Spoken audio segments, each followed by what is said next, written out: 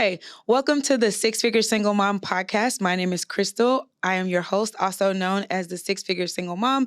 And this podcast is all about lifestyle, career, and single parenting. So today I am so excited. I have a special guest. We have been planning this for weeks, and I am so excited to bring her to the podcast today. Her name is Tish Rendon, and she is a master certified life coach.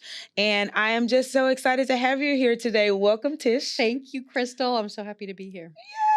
So Finally. we have been working on this for many, many, many moons, and Tish is always so excited. Like I mentioned, she is a life master coach, and her and I met. We were former coworkers, and from day one, we just hit it off. I heard Tish speak at a Women's Day conference, and it was a lunch and learn type event. And after Tish finished speaking, I just said, I have got to meet her. So I got one of my colleagues to make the introduction. And after that, the rest is history. Yeah. Is that how you remember? Yes, and I'm so happy that you did that because that day was a lot of fun, and I remember feeling honored to, have the opportunity to speak there.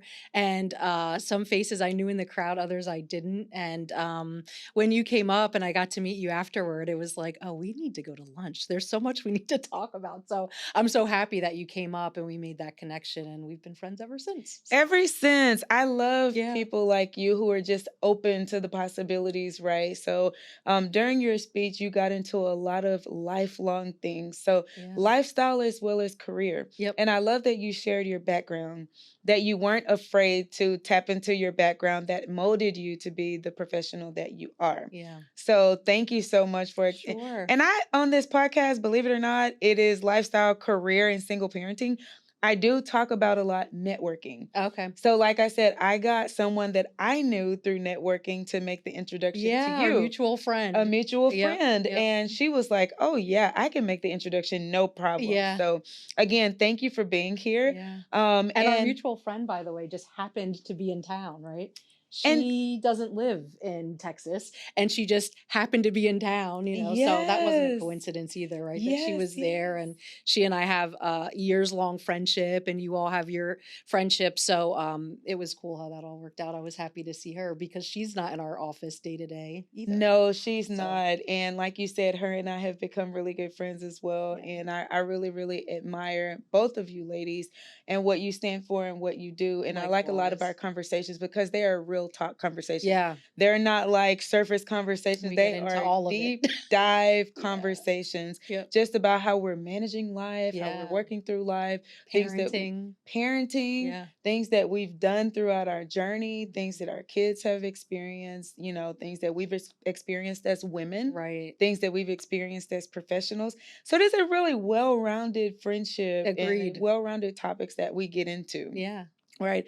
So today I want to dig a little bit deep into your life coaching. What made you become a life coach, and how did you get into that? Yeah. So, I'm trying to think of how far back I should go here. I think, like as you said, we worked together, and, I was in corporate America since I was 19 years old. Yes. And I always had this sense of, our questions about what am I going to be when I grow up, and what am I going to do, and I always thought, well, I really want to help people, and so as I was working, during the day and going to school in the evening as a single mom, as we've talked about, I'd be driving to school after work and thinking, okay, I'm getting this business degree, but really, how am I going to help people? Should I be getting a nursing degree or a teaching degree or a psychology degree or something else, And then as I, moved up the corporate ladder and had opportunities to get into management positions, I found that I could help people in that way by coaching them on a day-to-day basis,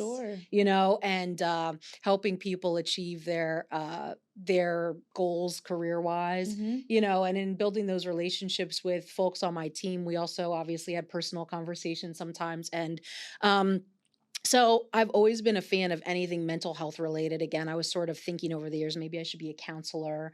I've gone to multiple counselors, and half our session will be like, "Hey, do you like what you do?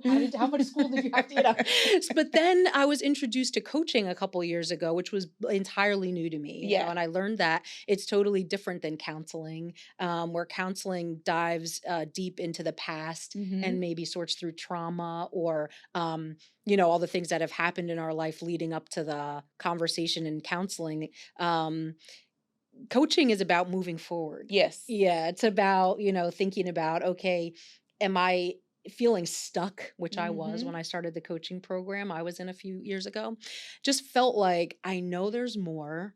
I don't know exactly what it is. I don't know exactly how to get there, and I Yeah. just need some help. I Yeah. need somebody who's not in my day-to-day life, because talking to your people that are close to you, sometimes they're too close to be objective, right? And so having someone who's unbiased and who can just sit with you and ask you probing questions and Yeah. sort of challenge you and encourage you along the way. That's what I found in the coaching program I joined. And when I realized the power of coaching, I was like, this is it. This is how I can help Wow. people. And Wow. so all those years of wondering, like, what am I going to do? How am I going to help people? Um, that coaching program answered that question for me. And so I did some training and got certified and started my business. I think that's great. You said so much. I So know it we're was a gonna very well, long-winded. no, but we're gonna unpack Yeah. because everything that you're saying is exactly who you are. And Yeah. and I can definitely see that path for you. That was one of the things that caught my attention was when you gave your presentation, Mm. how you said you were a single mom Yeah. and you were trying to do all these things and that you still were able to climb the corporate ladder. That was Yeah. very inspiring for me. Mm. Another thing that you said was the mentorship Yeah. that it took when you were a manager. Yeah. So I have a Mhm. friend that's a manager and he is always talking about how he got actually out of management because he felt like it was a lot of coaching, it was a lot of It training, it was a is. lot of, and he was like, I was finding myself not being able to make like my kids basketball games. Yeah. My kid, I was wanted to coach my friends' teams, and Mm. things, my kids' teams and things like that. And he just didn't have the time to do that. So he got Hmm. out of management and actually made a lateral move Yeah. I and just mean, said that it wasn't worth it not for the right him. season for him, right? But Yeah. like you and I, we've had talked about this many times. We like helping Yeah. people. Hmm. And at any capacity, we're willing to help people. That's So right. Yeah. I enjoy that you say that you knew that helping people was always your path Hmm. and you didn't stop until you figured out what it was that you were Yeah. going to do It in was a order to help nagging. I people. couldn't stop. It kept me up at night. I mean, it was like, what am I doing with my life, And Wow. how am I going to make this worth it? Yeah, yeah. Yeah. So, in your business, as we talk about life coaching, Mm. one of the things was that you were one of the speakers at my most recent Yeah. Resilient Parents Brunch. Yeah. I loved your session. A lot of other people loved your session as well. So, Thanks. one of the things that I want to talk about is the feelings wheel. Oh, okay. So, Good. one of the I things love that the you feelings brought wheel. up was the feelings Yeah. wheel. Yeah. So, as single moms and any mom or single dad that's out there, what does Yeah. that wheel mean to you? And can you explain what that wheel I is? can. Yeah, the wheel is a resource that I was introduced to when I was in a coaching program. So I was being coached, and one of the sessions, this feelings wheel was introduced. So you can Google it. I have the resource out on my website. Mhm. It's not something I've created. It's just something that I use and Yeah. I like to educate others about because it's been very helpful. So what it is a tool that allows you to dig deeper on your feelings, right? So on Sure. the surface, I might feel that I'm angry or sad or something like that. But there are always layers underneath that maybe, you don't have the language for Mhm. or really even understand. So this feelings wheel starts with those very basic emotions in the center. And then, you choose which one you're feeling at the time. Mhm. And then you go out to the next level and it's like one level deeper. And then it's like, okay, if I'm feeling angry, is it really that I'm trying to picture the wheel, disappointed? And then when you go to disappointed, it branches off into other feelings and it takes you to the next level. Wow, And so yeah. it walks you through, how am I really feeling? What is Mhm. really going on with me? Mhm. And so the first time I used this wheel, I just remember having this light bulb moment like, I just thought I was mad, but I was actually, I remember this very well because I thought, well, how dramatic. This sounds dramatic, but it's truly how I feel. I thought I was angry. After walking through the steps of that wheel, I realized I actually felt betrayed. And I Wow. was able to have a Wow. conversation with my daughter about this because, and it's this is how simple the issue was. She didn't do something around the house, like cleaning or something, right? So I'm a clean freak a little bit, and Absolutely. I right? am as well. Yeah, so you get this. I I mean, am as well. you have an agreement, your daughter's gonna do certain things, she Mhm. doesn't do them, Yeah. right? So you get mad, Yeah. and then, it's like, "Okay, well, what am I gonna do about this? I'm gonna, come to her, she's gonna get defensive, we're gonna repeat our same old pattern, Exactly. there's gonna be tension Exactly. in the house over some something that's just not that big of a deal. Mhm. It's just Mhm. cleaning, right? So you don't want to create that kind of drama over something that's just not that big of a deal. So I Yeah. walked through this wheel and I thought, wow, now I can have a conversation with her. So I took the what I learned that I felt betrayed, and then I used one of my favorite assertive communication methods, which is called when you, I feel because. So, what I said to Leah was, hey, when you don't do the thing that we agreed you would do, I feel betrayed Hmm. because we had an agreement and you never circled back with me and said, "Hey, I'm not going to do that anymore." I said to her, it would be like if, you're supposed to meet a friend and you show up and they don't even text you to say they're not coming, right? We had an Right. agreement. Right. So I was able to use that wheel and then take the emotion that I realized I had and that I now had a word for. Um, and put that into that when you I feel because model, and it was amazing because, again, our old pattern would be I'd get angry, I'd come to her in a way that wasn't appropriate and it would make her defensive, of course. um when I said when you I feel because, she said to me, yeah, I can understand why you'd feel that way. And Crystal, that was the end of the conversation. So this Wow. when you I feel because method is so powerful because you're not asking the person for anything. You're not accusing them of anything. You're just stating how you feel. And then the other Hmm. person, she didn't feel defensive at all. She felt like she knew me a little more, understood where I was coming from, Mhm. and we never talked about cleaning. Like as far as like, hey, don't forget to do what you were gonna. Yeah. She started doing it again. It was like a weekly thing, I think. And that was it. I think that's so important because you know that I have a 16-year-old, I do, yeah. and sometimes communicating with them, like you said, I get so I mad and when I you repeat the yeah. same things, and I Yes. just feel that, especially being a single parent, it's like, come on, you see, I'm We trying to talked do about a million things yes. already, Help me out and here. it just helped me out Yeah. by, like you said, holding down your end of the bargain of Yeah. what we talked about. Mhm. And when you don't do these things, it makes me upset. Yes. And, we don't properly communicate that. So I'm in a season of relearning communication. Yeah, it's learning new skills all the time, Yes, right? and Yeah. I am openly talking about that on the podcast in this season of the podcast because I feel that it will help so many other parents. I Mhm. feel that sometimes as parents, we think, well, whatever we say should go, Yeah. and Yes. that's how we were That's raised. how Our we were parents raised, said, do it. We exactly. were to jump to do it. Yeah. We didn't walk to do it. We Yeah. jumped to do it. Yep. Now, this is a different time. Yeah. And our kids sometimes are being bullied at school. Yep. Our kids sometimes are being talked to poorly.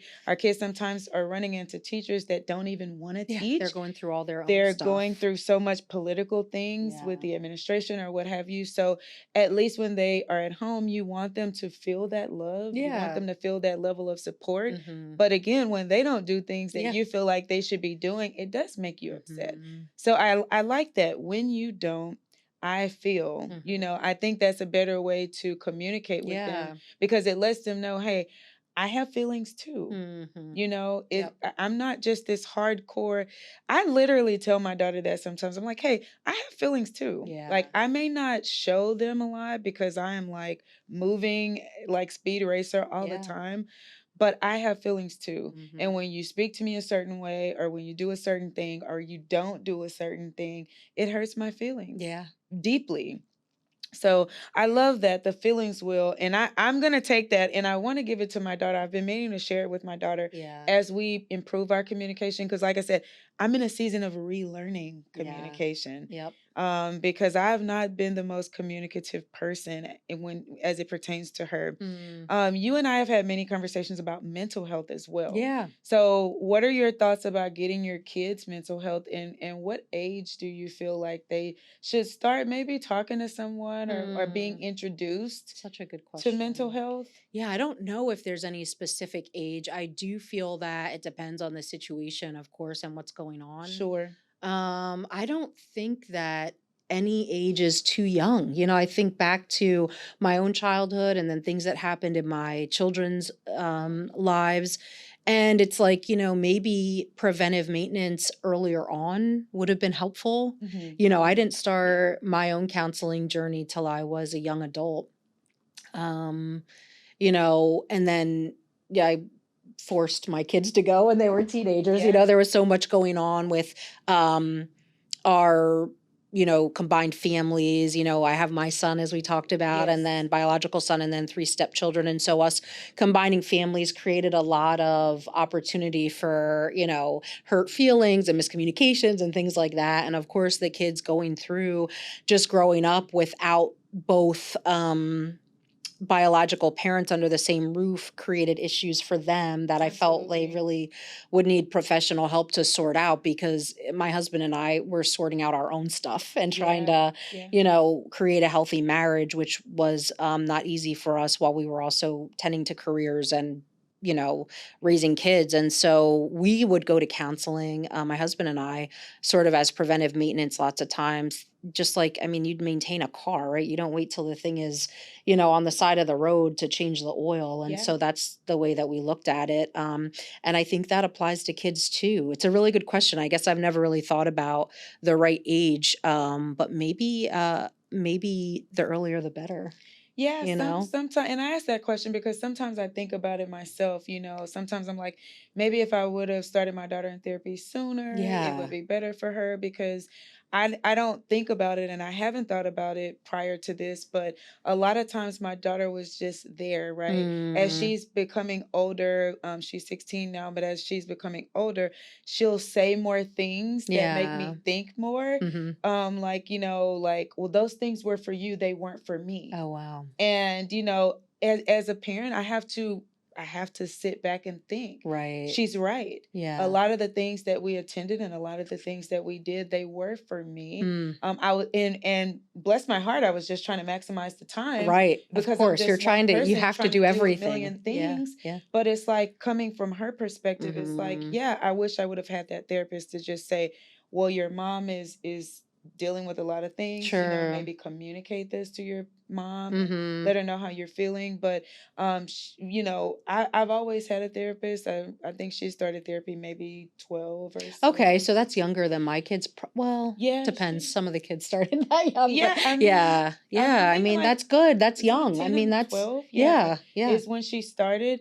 But I feel that she didn't really start really appreciating it Yeah. until probably this year. And we both have therapists now, and I don't know what I would Mm, do without my therapist yeah, at this yeah. point, It's so because important. for a long time I fought it. And what it was a coworker, a male coworker at Mm, that, saying, I do therapy once a month. wow. And I feel so much better after doing it. Hmm. And he and I are very close. And after speaking with him, maybe earlier this year, I said, you know what? It's time for me to start looking for a therapist. Yeah. My first two therapists were not good It choices has to for be a good me. fit for you, for your kids, whoever you're. That is crucial. And I'm just gonna say, Yeah. I just felt that they were uninterested in the things that I Mm, was expressing to them. Whereas yeah. my therapist now, she listens, she communicates well, and she provides solutions. She Mm, never tells me what to do, but she always gets me to think. yeah. And a lot of times she'll get me to think from my daughter's perspective, right? Mm. So initially, when I went into therapy, I'm like, I'm here because everything triggers my daughter, and I don't know how to deal with it, you Right. know? Right. And she's like, well, maybe instead of saying everything triggers her, you should ask her what doesn't trigger you. And then just Mm. start Oh, there wow. and let her tell you what doesn't trigger her. Oh, wow. She's like, but to be that absolute, I could see why it hurts her feelings and why she lashes What out great when you say perspective. that. It sounds like you have a counselor who is my kind of counselor. Like some counselors don't aren't as straightforward. Mhm. And I'm almost going to use the word aggressive. I mean, Mhm. maybe we both need the same it sounds like we both benefit Yeah. from the same kind of counseling relationship where the person's going to challenge you. Like, I'm Yes. not going to sit with someone for an hour for them to just listen and not challenge me. Like, I want to be challenged. I need to be Yes. challenged. I know that my way is not the Yes. right way all the time, Yes. And my So it's daughter important. yeah, and my Yeah. daughter has I'm realizing in therapy that she has a lot of high anxiety. Mm, And that things do bother her, yeah. and that when I do that, I minimize how she's feeling. Right. And so I'm getting into being a lot more patient and giving her a lot more grace. Wow. And like the other day I picked her up from school and I asked her a question about like how was school and did you, Mr. Tong, did you get activities done for Mr. Tong? Because when I tell you Tish, she went off and like, I have so much on my Oh plate and my I've got so goodness. many assignments to get done. I've been doing work all day and Yeah. as we're preparing for the holiday and da da da. And I was like, Wow. sorry I asked, Mm, and initially the human side of me was like, who do you think you are? yeah. Like I'm trying to ask you about your day and she was just like, don't ask. Mm, She just flat out said, don't ask. yeah. And then I was like, so I went and ran my errand. And Mm-hmm. then as I was in my errand, I kind of calmed down a little bit. And I could Yeah. tell she kind of calmed down. And I could tell she felt really bad about it too. Hmm. She calmed down about it. And then, we kind of progressed the day. And when we got home, she said, Mom, I'm sorry. She's like, I'm under a lot of stress. Yeah. I've got a lot of assignments to get done. Because she had missed school for a couple of days and you and I have discussed why, but Yeah. she was just trying to get caught up and Right. she was getting caught up. Yeah. And she holds herself to a high standard. She likes making all A's and, Mm, it bothers her when she makes a B. And so she's experiencing all of these emotions. But as a yeah. parent, it's like, it's my job to make sure I don't minimize those things. It's So so yeah, easy to my do. therapist, she lets me have it. I like her. She lets me have it. I mean, we all need that, right? Yeah, Yeah. she Whether lets we want it or not is different, right? And signing up for that and going to someone and, subjecting yourself to that is not something a lot of people don't want to be challenged or want to be, absolutely. Absolutely. somebody to let you have it. But you do because, it benefits your relationship with your daughter. I mean, that's beautiful. And I don't know about you, but I know that you are very high level in your career as well. And so sometimes we can feel like we have it all together and Mm-hmm. that we're managing everything properly. Yeah. But I don't know about you, but I feel like the higher you are in one level of your life, there's always something that kind of takes a back seat That's just a so little bit. interesting. What do you Yeah. think about that? Yeah, that's such a insightful thing to say. And we could probably talk about this for a whole nother podcast episode because Yeah. it's such a juicy topic. But yeah, I definitely think that, we have been sold this like you can do it all, you can have it all, and maybe that's true but not all at the same time, No, and that's sort of what you're saying, right? We no. all go through these seasons of life where it's like you're going to be mostly focused on whatever it is at the time, and then the Yes. other stuff something has to take a back seat. Hmm. Everything cannot be in the front seat at the same time all the Yes. time. It's just not how it works, Hmm.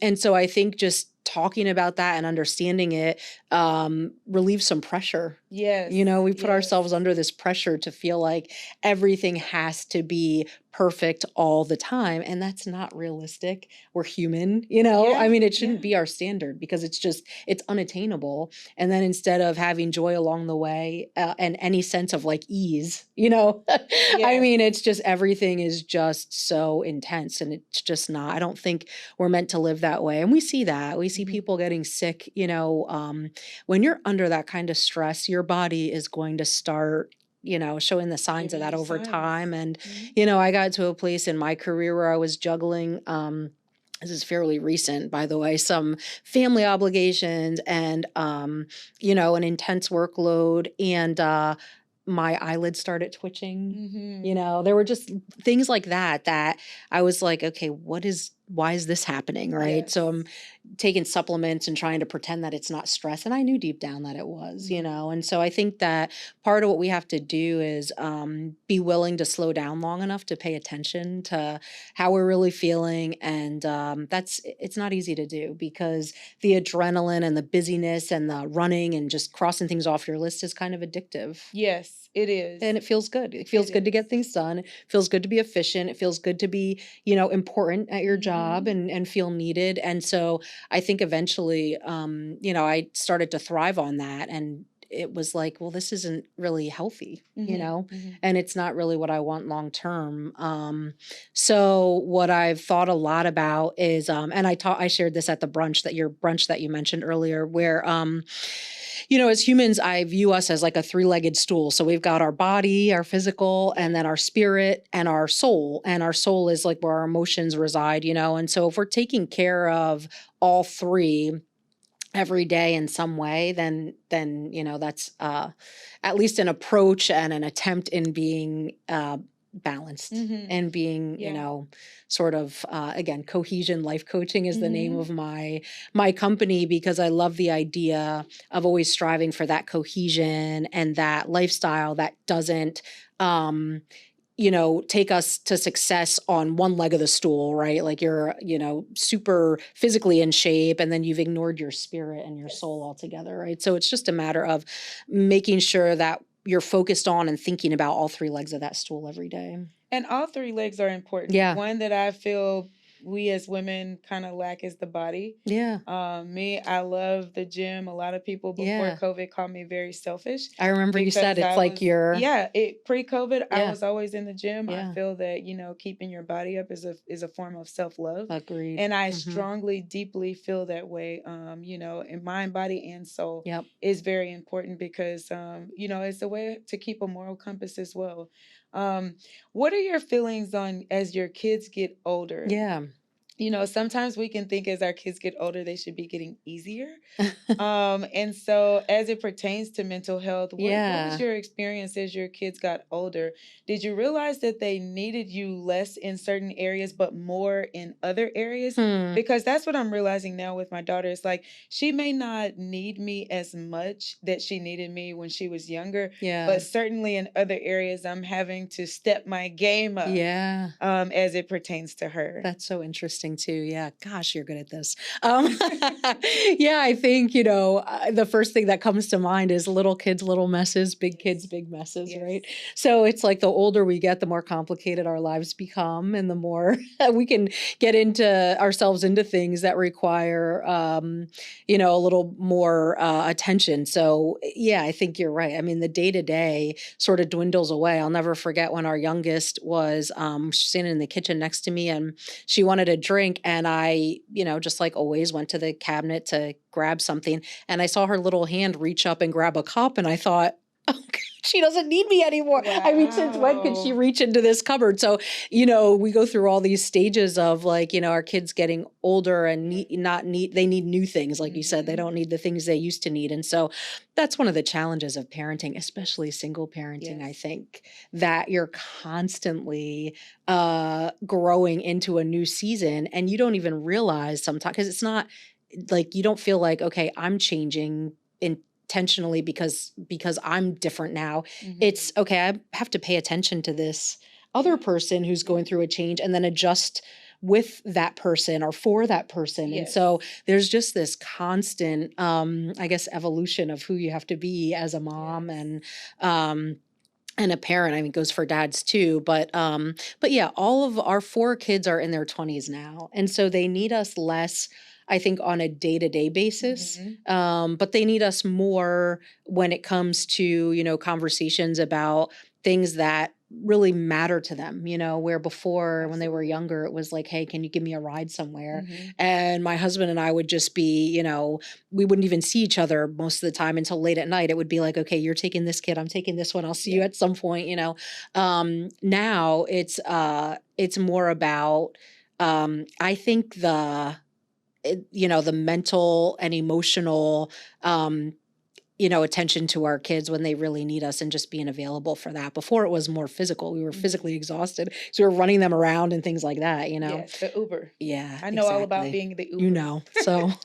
So now it's different. It's mentally stimulating in a different way. Yeah, Yeah. yeah, and one thing that I'm realizing also with my daughter is the older she gets, the more she spends time like in her room, like alone Yeah. Oh time. gosh, I remember So those years. Yeah. I feel like sometimes I kind of go in there, or I'm kind Mhm. of more intentional to kind of peek in there just to say, hey, how's it going? Do Mhm. you need anything from me? Yeah. Is there anything, hey, what you doing in here, or who you Yeah. texting, or Right. things like that. Sometimes, Hours have gone by. yes. Yeah. Yes, sometimes when we get in the car, I like to listen to some of the music that she's listening to, and Yeah. and I kind of have that mom thing going on where I'm like, I kind of don't like this song, Right, right. but I like to do that because it kind of keeps me in the know with Yeah. what's going on with her, Yeah. with where she is mentally and things like that. So Because whether we like it or not, that's where they are, right? that's I where mean, they it's are. their life, and so if we want to be Yeah, a part of it, then, it's yeah. a choice.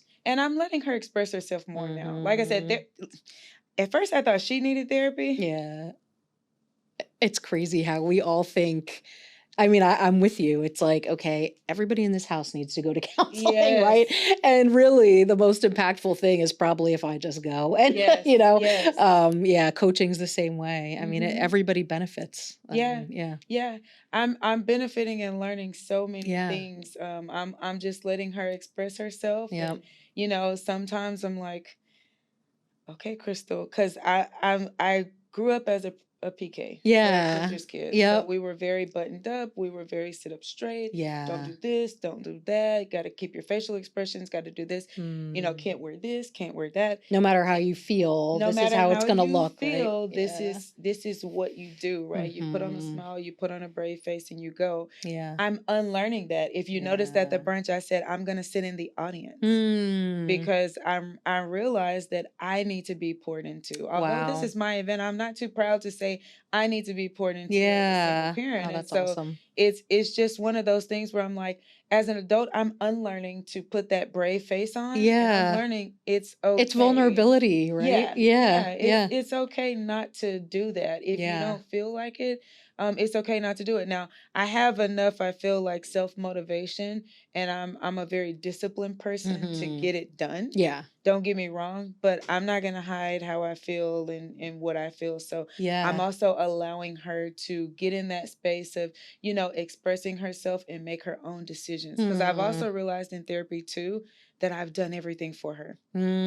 It's so hard not to. I've done And we don't everything for even her. realize we're doing it, especially when it's just two of you, Yes. right? I mean, you Yes. don't have your attention's not split up between a bunch of people, and in Yes. which case you can't do everything for one person, No. but you can when it's just two of you. And that's the situation I had with my son too. Yeah. And it's more of a challenge to step back and not do. It's easier to do everything for them Yes. than it is to hold yourself back and not. At least for Yes. me, it Yes. was. Yeah. Yes. And my daughter has we're on a new journey where my parents are stepping in, and I'm accepting their help a little Oh, bit more good. simply Yeah. thanks to my daughter. And I'm noticing when she's with them, she does a lot of things independently. She does. Yeah, And when she was exactly. with me, she was not. I'm realizing she knew how to do those things, Yes. but I was doing them for her, Isn't that something? voluntarily Yeah. doing them for her. So I'm learning to let her be more independent and let her do the things that, she is able to do. Yes. She's able Yeah. to do it. And what a gift, right? Nobody wants to feel like, even as adults and like in any relationship, whether it's my husband and I, or even your manager at work, it's Mhm. like, I got this. If I need help, I'll ask you. Yes. We all want to feel capable and Yes. like we can get things accomplished on our own. And you're giving her the opportunity to do her thing, and she Yes. knows you're there if she needs Yes. you. So that's awesome. I mean, just hearing you talk about what you're doing and all the investments you're making in your relationship with her is inspiring to me. So, Oh, yeah. well, So thank thanks you, for sharing all Tish. this with me. Yeah. Thank you so much. We talk Yeah. real talk. I So that's know. why I I say when know. I have I you was on the so excited pod, about this because I I want to knew. talk some real talk because that's how we bless the people. That's how Yeah. we help the people. That's how we show the people that they are not alone. Yeah. So thank you, Tish, for stopping stopping by. Oh, thanks for This is having me. part one, because I definitely want to have you back, because I like I would said, love when it. we Yes, and there's always more to talk about. and So there's always more to talk about, yeah. especially as it pertains to being a life coach. There are some things that I'm working on that we'll talk about off camera, where I Okay. really feel like you can help the six-figure single mom community as it pertains to life coaching. Oh, good. And just as much as you've helped me, I mean, you have tremendously helped me with the openness. Likewise. Oh, Because when thank we you. sat down for the first time, I was not expecting you to be so open. I'm thinking, wow, this woman of power, she's being so open Oh with me, gosh. and she's just sharing her heart Yeah. with me and letting me know that I'm not alone. And now I I thought we were see. just friends going to lunch, girl. So that's Yeah, how we- I was like, but we and were. I was like, oh, you have a podcast? You can. I was thinking I'm going to learn so much from her. I'm going to pick her brain and not let her eat, because I'm going to be asking her all these questions. So it's so funny how we each came to that interaction with our own, like, idea of how it was going to go. But it was natural from the beginning, and I just love you. Yes, So, I love you too, Tish. yeah. And now I see why God connected us Yeah. with a lot of the things that we No talk about doubt. off Yep. camera. I definitely understand why God had you to speak that day, and why he had us to meet. Yeah. Because you have blessed me, like I said, in so many ways. Yeah. So the six-figure single mom community appreciates you for coming. This is definitely not Tish's last time coming. Yeah, good. So I have something in the works, and I'll be releasing that at the top of the year. But for now, just know, six-figure single mom community, I have you. Trust me, I have you. I do want you to share where they can find you on social media, as well as your website and email address, if you have anything. Yeah. So my website is cohesionlifecoaching.com, and my IG is got a bunch of underscores. So it's I had to pick something that wasn't chosen yet. So it's _cohesion_life_coach. So between each word, before and after, there are 4 underscores, and that's how you can find me on IG. I'm on Facebook too. So awesome. Any website or? I'm sorry. The website is www.cohesionlifecoaching.com. Okay. Yeah. Yes. Yeah. So if you are looking for a life coach, and as you see, when you talk to Tish, it's just like talking to a relative, talking to a family member, talking to a BFF. Okay. So you will have the same experience with her, but I definitely strongly believe in life coaching. Yeah. I strongly believe in therapy, especially in this season of my life. I am all about self-improvement, communication, and all about just becoming a better mom. Yeah. So I thank you guys for listening in. Please like this video, subscribe to the channel. There's going to be a lot more podcast episodes coming out this year, next year, and so forth and so on. Like this video, and also leave a comment down below. I want to hear your thoughts on today's episode and how you feel life coaching and mental health helps, because as we know, it has impacted both of our lives tremendously. So again, this is Crystal, your host, also known as the Six-Figure Single Mom. And for today's episode, we're checking out. Bye.